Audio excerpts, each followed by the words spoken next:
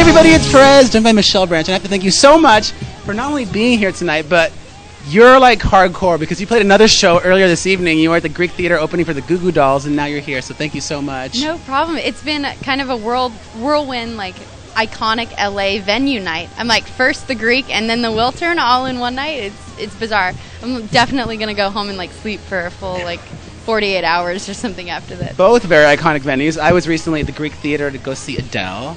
Amazing. I'm so jealous. I was also recently at the Wiltern, where my party's at, to see Stevie Nicks. We were both at that party. We were there, yeah. That's the last time I saw you.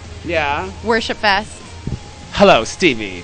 Stevie. I kind of Some people don't get it, but Stevie's a fucking goddess. She's my hero. I'm from Arizona, and so growing up in Arizona, my mother worked in this retail clothing store in Phoenix, and she told me there's this famous story as I was growing up of this time when she was working, and one day Stevie Nicks came into her store and bought something, and sure enough, the credit card went down, and it was Stevie, and this is my mom's famous story.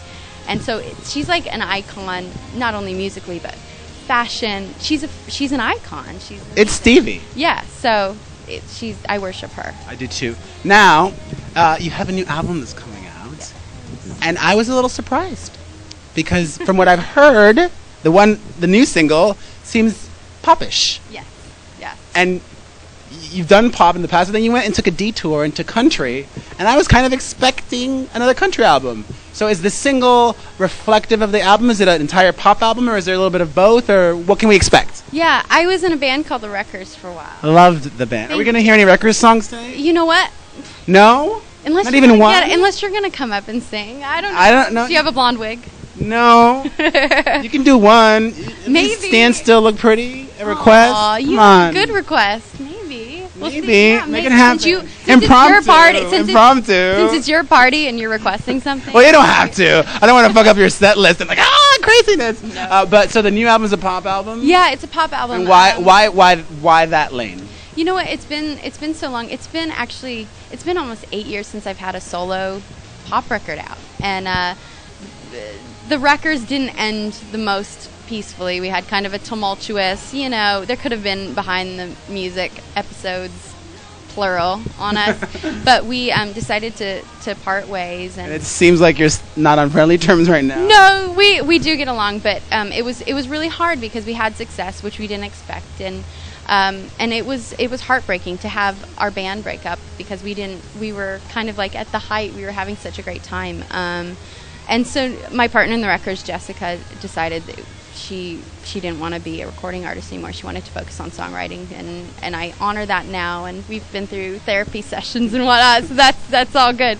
But so I was like, what do I do? And I wanted to get back to my roots, and here I am. So it's weirdly, in a way, maybe the most youthful sounding record I've made to date, and I think it's just because I'm not so hung up on trying to prove myself anymore. I'm just like, you know what? I've been doing this for 10 years. Let's just make music. 10 years? And yeah. That's actually, this dressing room was the dressing room I was in the night I got my record deal. Weirdly, goodness. yeah. You were signed to Madonna's label. Yep. Maverick. Yep. Did you met her, I'm sure? Yes, there were a few Madonna times. like?